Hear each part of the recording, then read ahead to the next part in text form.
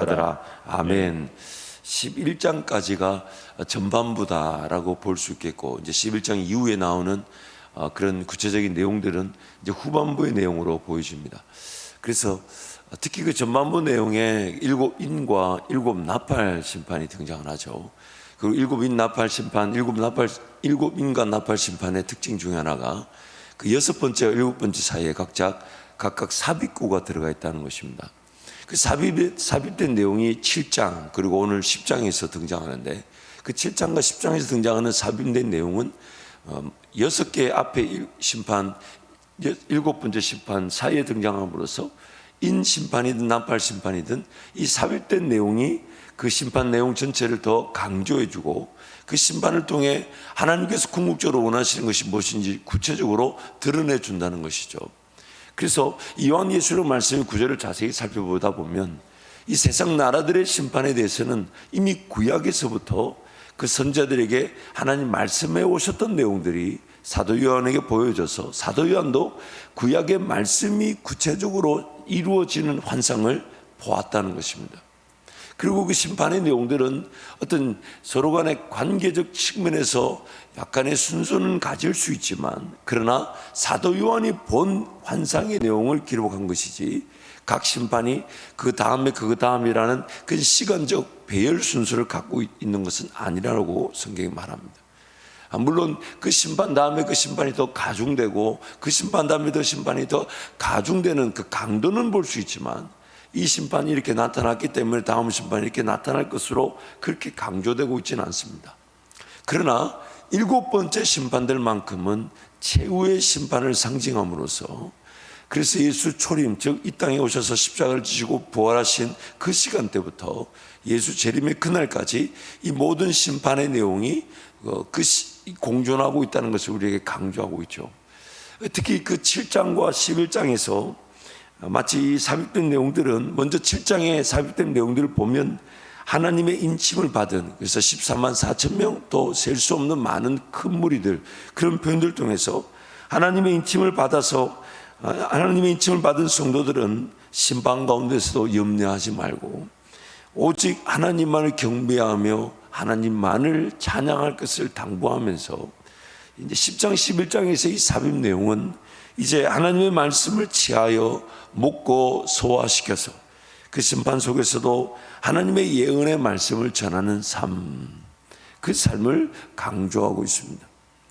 그래서 그 성도들에게 주신 말씀과 교회들에게 주신 말씀은 좀 더 구체적이고 실질적인 반면에, 심판의 내용을 대고 있는 말씀은 쉽게 어떤 내용을 평가하거나 쉽게 해석하려고 들지 말고, 심판은 분명히 있을 것이지만 하나님께 맡겨놓고 우리에게 요구되는 말씀은 실질적으로 마치 내가 오늘 육의 양식을 먹듯이 하나님 말씀을 대하고 먹고 또 그것을 소화시켜서 이 땅에 하나님의 심판이 분명히 있는 중에 구원받을 백성들에게 그 은혜의 말씀을 예언하고 전할 것을 말씀하고 있습니다. 그래서 요한계시록의 말씀을 이렇게 살펴보면 볼수록 어떤 상징적인 그런 사건들, 사도 바울이 보았던 그 상징적인 예언의 사건들은 우리가 쉽게 무엇이라 이렇게 해석하기는 쉽지가 않습니다. 그러나 그것은 구약의 선지자 때부터 하나님께서 계속해서 보여줬던 말씀으로서 심판은 분명히 있게 된다는 것입니다. 제가 말씀을 준비하면서 또 전하면서 참 우리 하나님의 그 말씀의 깊고 오묘함을 더 많이 느끼는데, 우리가 이미 좀 살펴본 대로 심판의 말씀은 교회 바깥에 있는 불신자들, 그들을 대상으로 하고 있지만 그들에게는 회개의 기회로 주어진 듯 보이지만 사실 심판의 말씀으로는 그들이 회개하며 잘 돌아오지 않더라는 거죠. 이 들을 기 있는 자들이 아니면 아무나 이 말씀을 들을 수 없다는 것이죠. 그래서 우리에게도 이 심판의 말씀을 우리가 받지만 그 심판의 그런 내용들을 볼 때 믿는 자들에게는 굉장한 경각심을 주지만 믿지 않는 자들에게는 그 심판의 말씀조차도 그들의 귀에 들리지 않는다는 것이죠. 그래서 하나님께서는 지금 이 심판의 말씀을 통해 우리에게는 정말 하나님의 그 심판이 분명히 있을 것이고 하나님께서 분명히 그것을 단행하시지만 그것은 하나님께 맡겨두고 오늘 우리에게 원하시는 것은 하나님 말씀을 먹고 소화시키고 각 나라와 백성과 방언과 임금들에게 전할 것에 대해서 강조하고 계시는 것입니다. 그래서 오늘 우리가 특별히 지혜들 말씀들은 그 앞부분에 있는 그 7교회 주신 말씀들과 그리고 7장과 이 10장 11장에서 하나님 우리에게 성도들에게 당부하고 계신 그 말씀을 깊이 묵상하고 받아들여야 된다는 것입니다. 그러면서 이제 구약의 선자들에게 말씀하셨던 그 복음의 비밀이 이제 우리에게도 주어지고 드러나게 되는데, 그 복음의 비밀이 먼저 우리에게 먹혀지고 소화되어지고 그리고 그것이 전파되게 된다. 그래서 우리 8절에서 11절 말씀을 한 번 더 선포하겠습니다. 하늘에서 나서 내게 들리던 음성이 또 내게 말하여 이르되 내가 가서 바다와 땅을 밟고 서 있는 천사의 손에 변호인 두루마리를 가지라 하기로, 내가 천사에게 나아가 작은 두루마리를 달라 한즉 천사가 이르되 갖다 먹어버리라. 내 배에는 쓰나 내 입에는 꿀같이 달리라 하거늘, 내가 천사의 손에서 작은 두루마리를 갖다 먹어버리니 내 입에는 꿀같이 타나 먹은 후에 내 배에서는 쓰게 되더라. 그가 내게 말하기를 내가 많은 백성과 나라와 방언과 임금에게 다시 예언하여 하리라 하더라. 하나님 말씀이 꿀송이처럼 답니다. 그것을 분명히 느끼게 하시고 또 맛볼 때가 있습니다.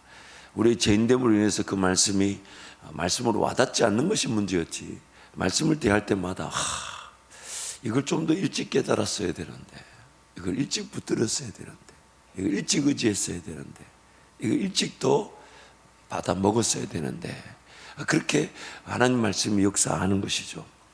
또한 그것이 삶의 자리에서 받아 먹을 때에 들려졌던 그런 달고 오묘했던 말씀이 삶의 자리에서 이제 지켜져 순종함으로써 열매를 맺는 것은 또 다른 차원의 은혜가 필요합니다.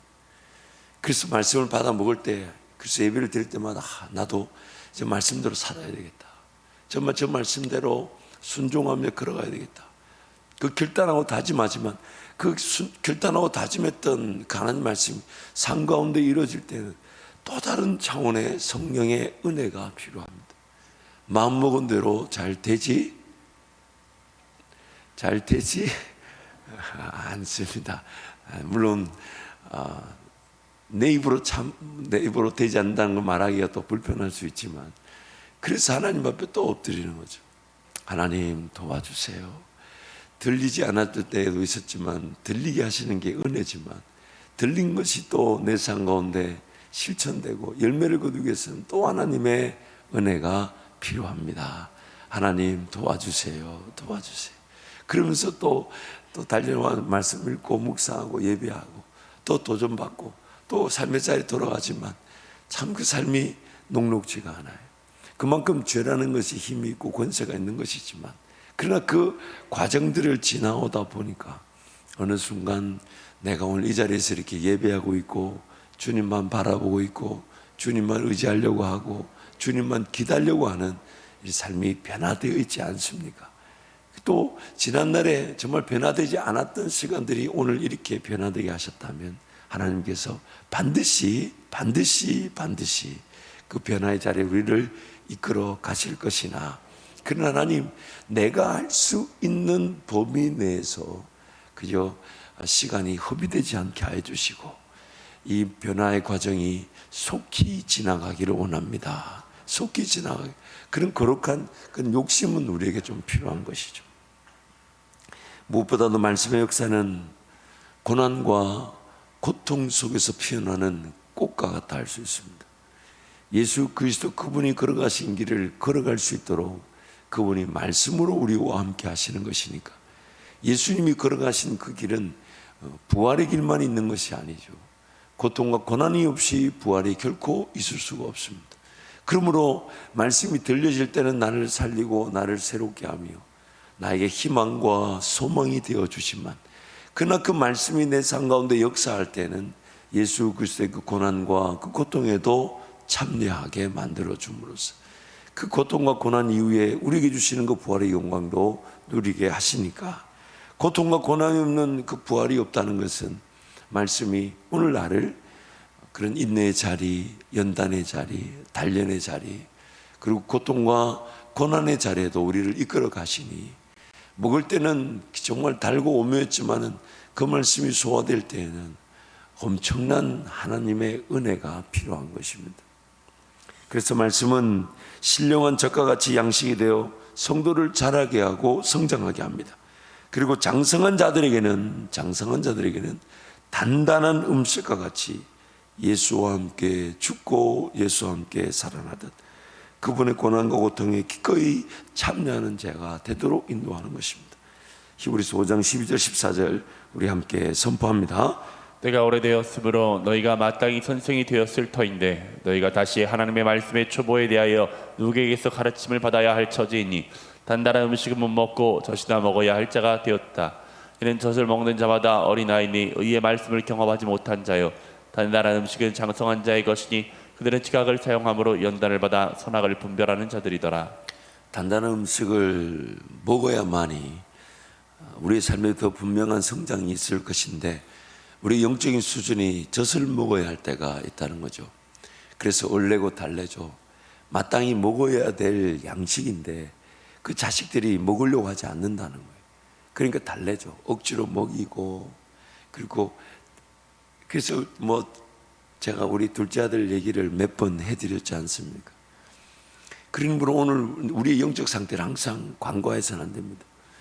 먹으려고 하지 않는 것도 문제지만 젖만 먹으려고 할 수도 있습니다.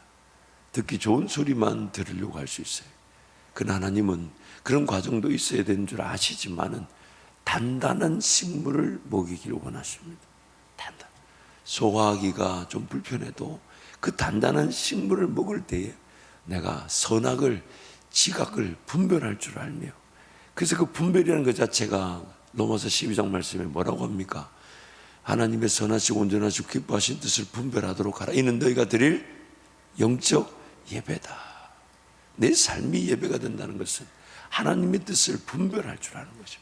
그래서 하나님은 단단한 식물을 먹이기를 원하신다는 것입니다. 말씀이 소화될 때에 쓰다는 것은 말씀의 역사가 일어나기 위해서는 인내와 수고가 필요하다는 것을 말합니다.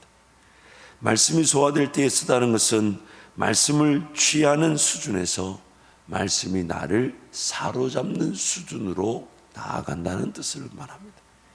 말씀이 소화될 때에 쓰다는 것은 말씀의 지배를 받는다는 것을 뜻합니다. 말씀의 역사를 위해 고통과 고난이 일어날 수 있다는 것이니까 내 삶에 내가 어느 정도 신앙생활을 결정하는 수준이 있다면 그것이 점점 자라게 되면 말씀이 내 삶을 결정하실 수 있도록 말씀이 내 삶을 결정할 수 있도록 그래서 말씀의 지배를 받는다는 것은 다름 아닌 말씀 아래 거한다는 것이고 구약 성경에서는 그것을 맨다라고 표현했던 겁니다. 맨다. 역대상 15장 1절에 15절인데 한 절씩 교독하겠습니다. 다윗이 다윗성에서 자기를 위하여 궁전을 세우고 또 하나님의 궤를 둘 곳을 마련하고 그것을 위하여 장막을 치고 다윗이 이르되 레위 사람 외에는 하나님의 궤를 맬 수 없나니 이는 여호와께서 그들을 택하사 여호와의 궤를 메고 영원히 그를 섬기게 하셨음이라 하고 다윗이 이스라엘 온 무리를 예루살렘으로 모으고 여호와의 궤를 그 마련한 곳으로 메어 올리고자 하여 다윗이 아론 자손과 레위 사람을 모으니 그가 자손 중에서 지도자 우리엘과 그 형제가 120명이요 므라리 자손 중에 지도자 이사야와 그의 형제가 220명이요 게르솜 자손 중에 지도자 요엘과 그 형제가 130명이요 엘리사반 자손 중에 지도자 스마야와 그의 형제가 200명이요 헤브론 자손 중에 지도자 엘리엘과 그 형제가 80명이요 오시엘 자손 중에 지도자 암미나답과 그의 형제가 120명이라 다윗이 제사장 사독과 아비아들을 부르고 또 레위 사람 우리엘과 아사야와 요엘과 스마야와 엘리엘과 암미나답을 불러 그들에게 이르되 너희는 레위 사람의 지도자이니 너희와 너희 형제의 몸을 성결하게 하고 내가 마련한 것으로 이스라엘의 하나님 여호와의 궤를 메어 올리라. 전엔 너희가 매지 아니하였으므로 우리 하나님 여호와께서 우리를 찢으셨으니 이는 우리가 규례대로 그에게 구하지 아니하였음이라 하니 이에 제사장들과 레위 사람들이 이스라엘 하나님 여호와의 궤를 메고 올라가려 하여 몸을 성결하게 하고 함께 갑니다. 모세가 여호와의 말씀을 따라 명령한 대로 레위 자손이 제 하나님의 궤를 꿰어 어깨에 매니라. 아멘. 이미 앞서 다윗은 엄청난 사건을 경험했습니다. 하나님의 그 법궤를 모시고 올려는 그 거룩한 마음, 너무 귀한 열정인데 그것을 하나님의 말씀에 따라한 것이 아니라 자기가 할 수 있는 방식대로 했던 것이죠. 그게 뭐냐면 그 법궤를 이 수레엠에서 담아서 소가 끌게 해서 끌게 하려고 한 거죠.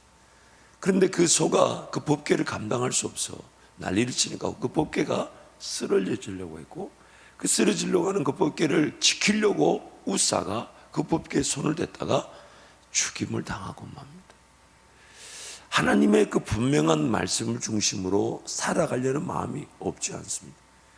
그 법궤가 반드시 필요하다는 걸 알고 이제 다윗성 옆에 그 구별된 장소에 그 법궤를 다시 재차 옮겨 놓으려고 한 것인데, 그 거룩한 마음이 하나님의 말씀대로가 아닌 자신의 방식대로 그 법궤를 치고자 했다는 것이죠. 그래서 그 우사가 죽임을 당한 다음에 그것을 들고 오지 못해서 그 오벳 에돔의 집에다 갖다 놨어요. 그런데 성경이 말합니다. 불과 3개월 만에 오벳 에돔의 집에 엄청난 하나님의 축복이 임했단 말을 듣고 이제 이 다윗이 하나님의 말씀이 말하는, 레위기에서 말하는 그 말씀대로 철저하게 준비를 합니다. 법궤 하나를 들고 올 만한 수레를 끌고 갔다가 완전히 비참하게 사건을 당하고 난 다음에 오늘 이제 법궤 하나를 들고 가려고 정비하는, 준비하는, 그리고 요청하는 그 자세를 보십시오.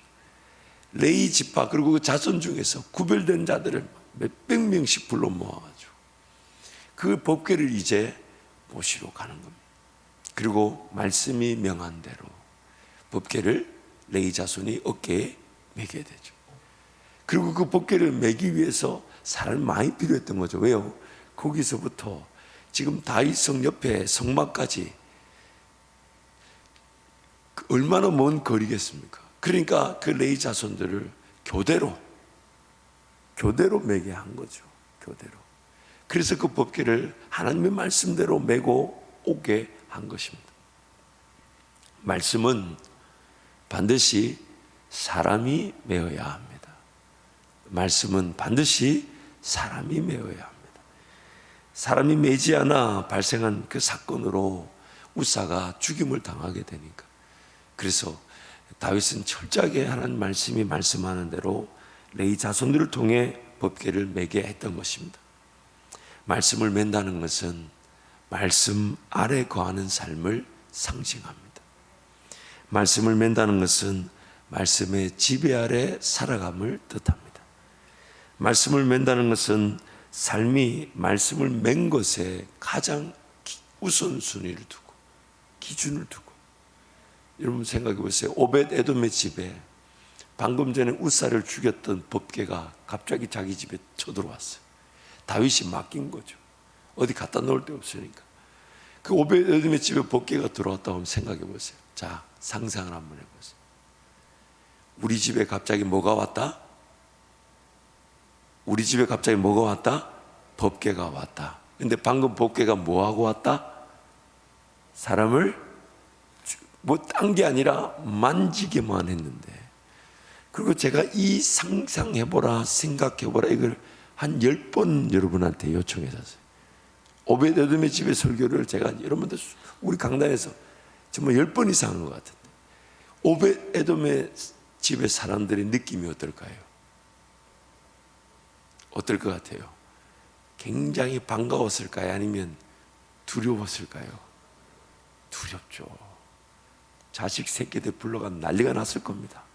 너거 만지면 죽는다. 아마 그 안에 엄청난 장치들을 해두었을 거예요. 아마. 그리고 오벳 에돔의 그 모든 집 식구들은 모든 삶에 딱 아침에 자고 일어나면 뭐부터 경각심을 가질까요? 혹시 주변에 누가 가서 죽은 거 아니야? 누가 가서 죽은 거 아니야? 늘. 그러니까 그 법궤가 참 구약식이죠. 하나님을 두려워하게 만들어 줬는데 그 집에 하나님이 뭘 주셨다고요? 복을 주셨다는 거예요. 그 두려워했던 기제가 뭡니까? 뜻하지 않게 법궤 중심으로 산 거예요. 법궤 중심으로 산 거예요. 왜요? 만지면 죽으니까. 근데 하필 우리 집에 왔어.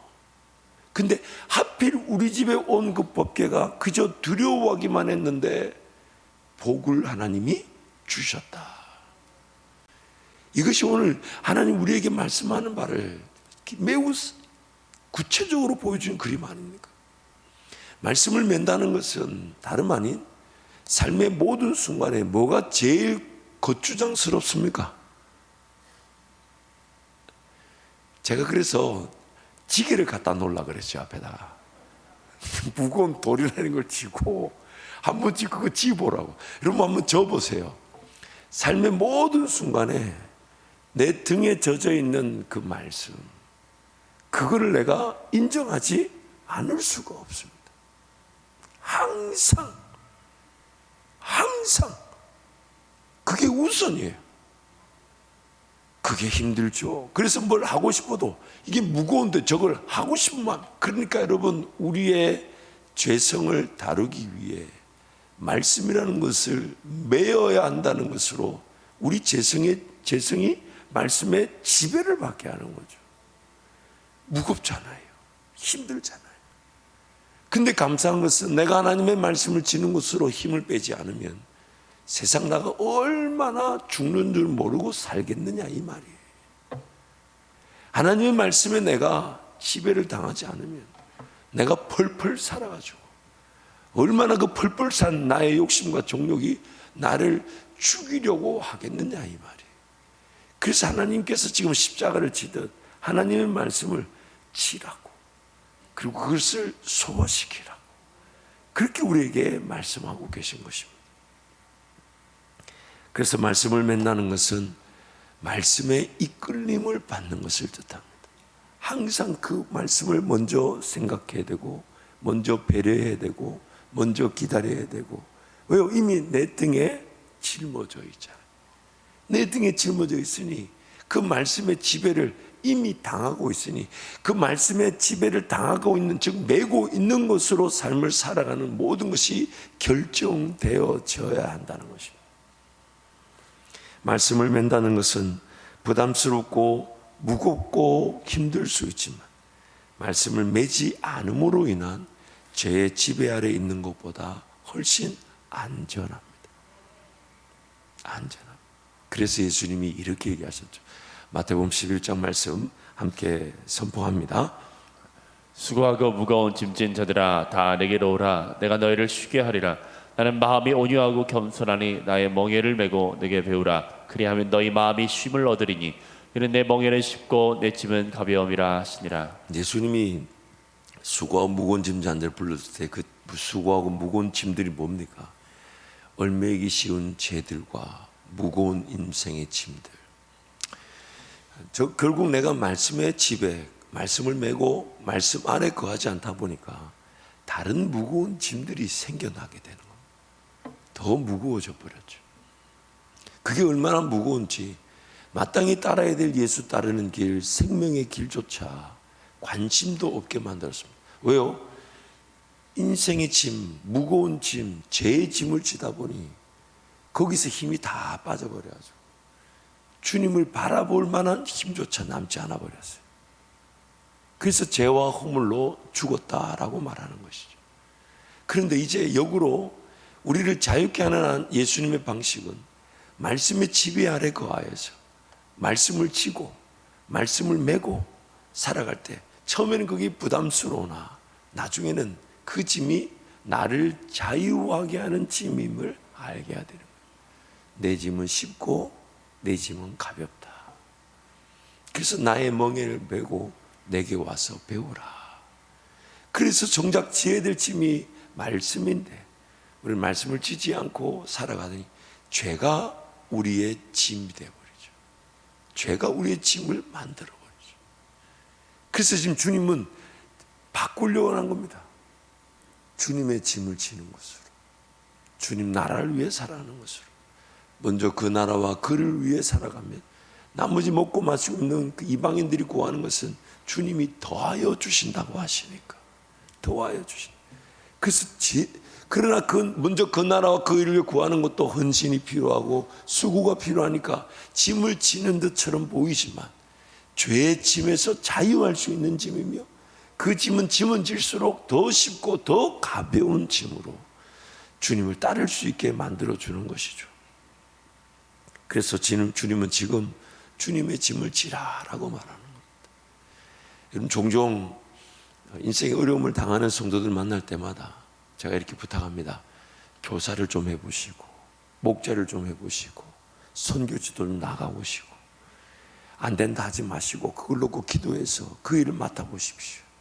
그러다 보면 자연스럽게 지금 당장 내가 내려놓아 직장이 망한 것처럼 보이고 어렵게처럼 보여도 주님의 짐을 지게 될 때 내 짐을 해결해 주신다 하셨으니까 주님의 짐을 져보십시오.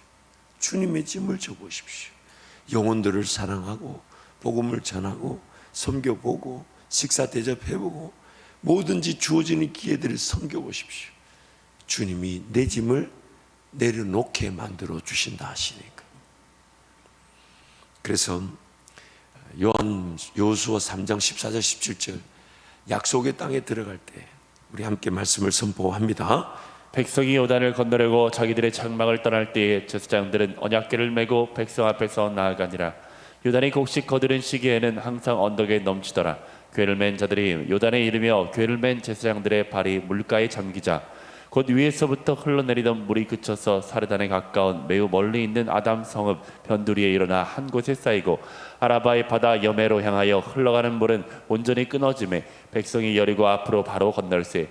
여호와의 언약궤를 맨 제사장들은 요단 가운데 마른 땅에 굳게 섰고 그 모든 백성이 요단을 건너기를 마칠 때까지 모든 이스라엘은 그 마른 땅으로 건넜더라. 아멘. 약속의 땅에 들어갈 때 가장 먼저 앞섰던 것이 무엇이었습니까? 말씀이었습니다. 우리를 하나님과 동행하며 성령의 충만함으로 살아갈, 그래서 성령으로 심고 성령으로 거두게 될, 심고 거두어, 그래서 그 열매로 또 심고 거두고 또 열매로 심고 거두어 하나님께서 이 땅에 우리를 경작인으로 세우셨던 그 하나님 나라를 차지하고 하나님 나라를 다스리고 하나님의 통치를 드러내는 그 약속의 땅에 우리가 들어갈 때에 가장 먼저 앞섰던 것이 하나님의 말씀이었습니다. 말씀을 맨 자들이 그 땅을 들어갈 수가 있는 것. 말씀을 맨 자들이 그 땅을 들어갈 수가 있는 것입니다. 말씀을 맨 자들이 그 땅을 차지하는 것입니다. 그래서 오늘 또 우리는 그 말씀을 맬 수 있는 기회로 살아가는 겁니다. 하나님 말씀을 그렇다고 이렇게 지고 가자는 건 아닙니다. 옛날에 어떤 청년이 십자가를 진다는 거예요. 그래서 감사하다. 그래서 어떻게 하나, 그 십자가를 진다 그러면 끝나고 말았을 텐데 제가 지금 보여드릴게요 이래요. 그래서 어떻게 했더니 목걸이 십자가를 등으로 돌리면서 십자가를 졌다 하더라. 죄송합니다. 전 직접 경험해서 너무 어처구니가 없어가지고. 여러분, 말씀을 매야만이, 소화시켜야만이 내가 약속의 땅에 들어가며 성령으로 충만할 수 있게 되고, 무엇보다 성령이 앞서가시면서 예수님 목자 되신 그분을 따라갈 수 있는 길이 드러나게 되는 겁니다. 그러니까 여러분, 오늘 또 뭐가 궁금해야 됩니까? 하나님의 말씀인데, 단지 내가 가져와서 취하는 수준이 아니라 말씀이 내 삶에 나를 지배하듯이, 나를 누르듯, 처음에는 좀 부담스럽고 무겁고 힘들어도 이 말씀이 나를 그 죄성에서부터 보호하기 위해 나를 짓누르고 있다. 그러니까 여러분, 말씀을 취하기 위해서 규칙적이어야 되고 체계적이어야 되며 습관이나 문화를 세우려고 해야 됩니다. 그것이 지금 당장은 소화시키기 어려울 만큼의 습관과 문화의 수준이라 해도 그것이 내 삶을 짓누를 수 있도록, 내가 그 말씀을 메고 걸어갈 수 있도록, 그래서 그 말씀의 그런 깊이와 넓이를 늘 묵상하면서 무엇보다 이 말씀이 나를 메고, 내가 말씀을 메고 갈 수 있도록, 말씀이 나를 지배할 수 있도록, 말씀이 나를 사로잡을 수 있도록, 말씀이 나를 새롭게 할 수 있도록.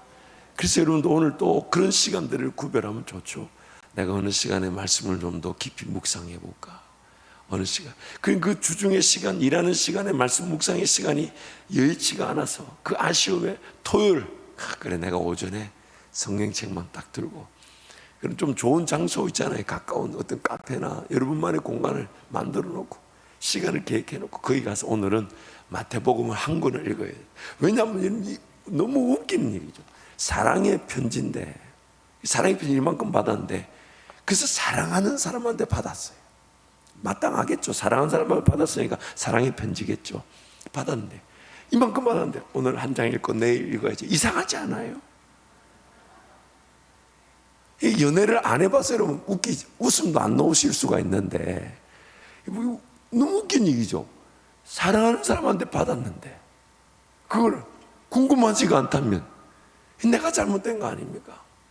나중에는 이것 자체가 내 삶의 모든 관심사가 되어야 되는 것인데 내 죄성이 나를 얼마나 괴롭히면 이게 사랑의 편지인 줄도 모르고 그리고 그러니 여러분 토요일 같은 날을 딱 정해서 시간을 정해가지고 거기 가서 오늘 마태복음 한 권을 읽는다. 왜냐하면 그 권수라는 게 성경에 그런 편지라는 것이 서신서들이라는 것이 그 쭉 스토리라는 것이 있고 전개 과정이 있고 내용의 연결성이 있는데 물론 하루에 서너 장씩이라도 꼭 최소한으로 읽자고 하지만 아쉽지 않아요. 아쉽습니다. 아쉬워요. 그래서 한 권씩 읽는 거예요. 마태복음 오늘 딱. 그럼 마태복음 같은 경우는 한 2시간이면 천천히 읽어도 다 읽습니다. 다음 주는 마가복음 읽어야지. 누가복음 읽어야지. 요한복음. 그러면서 또 매일 3장씩 정독이라 그러죠. 묵상하고 양식으로 먹으려고 하고. 그리고 토요일 날 같은 통독이라 그러죠. 마가복음을, 마태복음을, 요한복음을. 그 얼마나 제가 이렇게 말하는데도 신이 나는데 그렇잖아요. 그게 행복이지 않습니까? 말씀을 정리하겠습니다. 죄로 말미암아 타락하여 하나님의 말씀에 관심도 없었을 때가 있었습니다. 마치 육의 양식을 먹듯 영의 양식을 먹어야 하는데 영적 영양실조에 걸렸던 적이 있습니다. 결국 그런 영적 영양실조 상태는 하나님 아버지를 반드시 필요로 하는 사건과 사고를 만나게 됩니다. 이제 육의 양식 못지않게 영의 양식이 더욱 필요함을 깨닫게 되는 것이죠. 그래서 이제 자발적으로 영의 양식을 취하고 먹으려고 합니다. 아직 밥맛이 잘 돌지는 않지만 먹어야 건강하고 삶이 안전하게 영이 되기에 어떻게든지 먹으려고 합니다. 그리고 이제 먹다 보니까 이제 그 맛을 알기 시작합니다. 왜 이전에는 이 맛을 몰랐을까 하며 막 먹고 싶고 채우고 싶고 듣고 싶고 예배하고 싶은 거죠. 하나님의 말씀의 맛에 사로잡혀서 그 말씀을 사모하고 기대하고 바라면서 자연스럽게 그 하나님의 말씀이 삶을 인도하여 그 순종의 길에 들어서게 만들어 줍니다. 그래서 순종의 길에 나도 모르는 사이에 말씀에 사로잡혀서 순종의 길에 들어서서 말씀이 이끌어지는 대로 나를 맡기게 되는 것이죠. 말씀의 맛을 보고 말씀에 사로잡혀서 순종한 것인데 말씀의 역사를 보게 될 때 이제 말씀에 대한 주도권은 나에게 있지 않고 말씀 그 자체에다가 내 삶을 맡겨버리게 돼요. 내가 성경을 들었지만 내가 든 성경이 나를 이끌어가게 만드는 것입니다. 그래서 말씀의 주도권이 나에게 있지 않고 하나님께 맡겨지게 되는 것입니다. 그래서 이제는 내가 먹고 싶을 때 먹고 혹은 먹고 싶은 것만 먹었다면 이제는 어떤 말씀이든지 다 맛보아 알고자 하는 것. 그래서 사도 바울이 빌립보서 3장에 다른 모든 걸 뺏어물리며 예수 그리스도를 아는 지식이 가장 고상하다면서 뭘 얘기하냐면 내가 부활에 참여하고자 그의 고난에도 동참하기를 원한다. 고난을 자처하게 됩니다.